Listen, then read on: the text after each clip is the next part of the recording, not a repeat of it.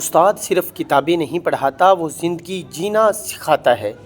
وہ ہمارے دلوں میں روشنی جگاتا ہے، ہماری خوابوں کو سمت دیتا ہے۔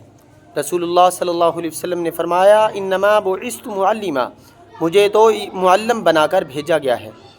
آج کا دن ان عظیم ہستیوں کے نام ہے جو اپنی محنت سے جہالت کے اندھیروں کو مٹا دیتے ہیں۔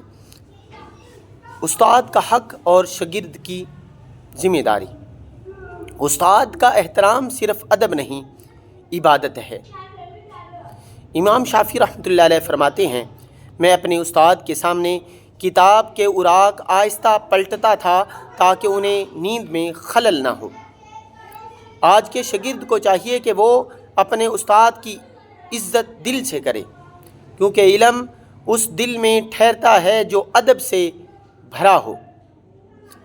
اگر استاد نہ ہوتے، سوچیں اگر استاد نہ ہوتے تو کوئی ڈاکٹر نہ بنتا، کوئی انجینئر نہ بنتا، کوئی قرآن پڑھانے والا نہ ہوتا۔ استاد وہ چراغ ہے جو خود جل کر دوسروں کو روشنی دیتا ہے۔ آئیے آج کے دن ان کے لیے دعا کریں، اے اللہ ہمارے اساتذہ کی محنت کو قبول فرما اور انہیں دنیا و آخرت کی بھلائیاں عطا فرما۔ استاد کا درجہ والدین سے بڑھ کر کیوں؟ والدین ہمیں دنیا میں لاتے ہیں، لیکن استاد ہمیں پہچان دیتا ہے، علم دیتا ہے۔